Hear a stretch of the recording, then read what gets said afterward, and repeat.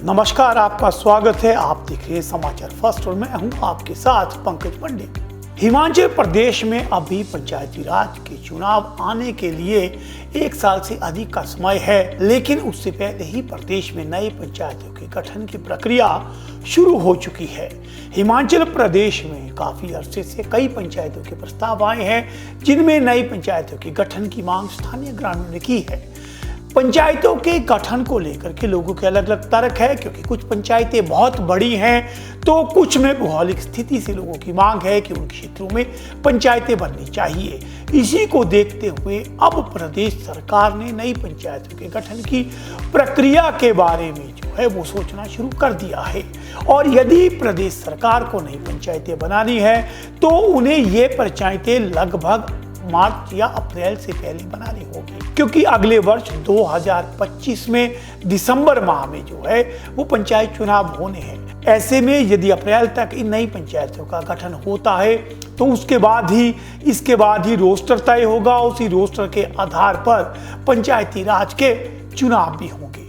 अगर मैं बात करूं प्रदेश की, इससे पहले 2020 में भी प्रदेश में जयराम ठाकुर की सरकार में नई पंचायतों का गठन हुआ था।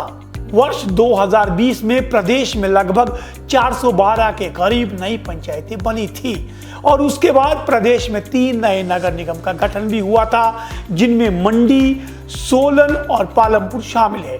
मंडी, सोलन और पालमपुर में भी कई पंचायतों को मर्ज किया गया था। ऐसे में पंचायतों की संख्या जो है वो कम रह गई और प्रदेश में वर्तमान में 3615 के करीब पंचायतें हैं। नई पंचायतों को गठन को लेकर के प्रदेश सरकार ने सभी जितने भी उपायुक्त हैं उनसे प्रस्ताव मांगे हैं कि उनके पास कितने प्रस्ताव आए हैं नई पंचायतों के गठन के बारे में।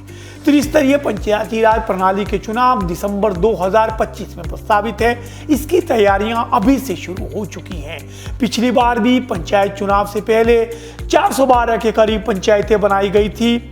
उसके बाद पुनर्सीमांकन की प्रक्रिया चली थी और उसके बाद रोस्टर भी तय हुआ था। इसी प्रक्रिया को इस बार भी अपनाया जाएगा। इसीलिए नवंबर माह में ही जो है उपायुक्तों से प्रस्ताव मांगे गए हैं, ताकि नई पंचायतों के गठन के लिए पुनर्सीमांकन व रोस्टर जैसी जो निर्धारित प्रक्रिया है उसको पूरा किया जा सके और दिसंबर 2025 को तय समय पर पंचायतों के चुनाव किए जा सके।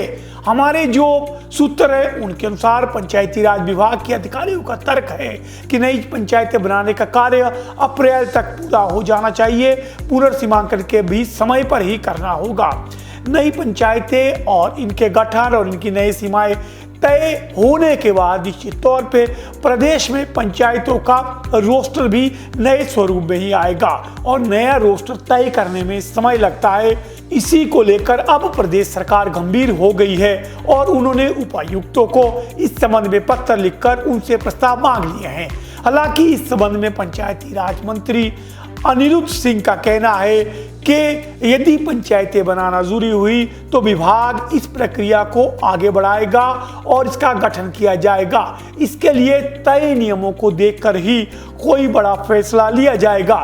पिछली जयराम ठाकुर की सरकार में 2020 में लगभग 400 के करीब नई पंचायतें जो हैं वो अस्तित्व में आई थी।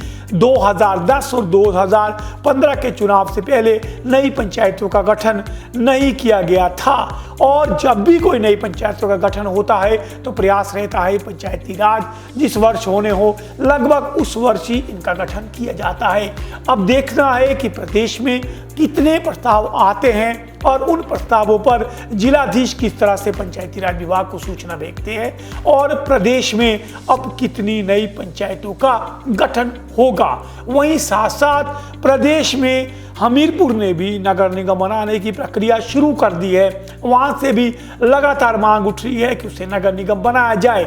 इन सब को देखते हुए ही आगामी पंचायतों के गठन की प्रक्रिया शुरू होगी। लेकिन सबसे बड़ी खबर यह है कि पंचायती राज चुनावों से पहले हो सकता है प्रदेश में नई पंचायतों का गठन हो।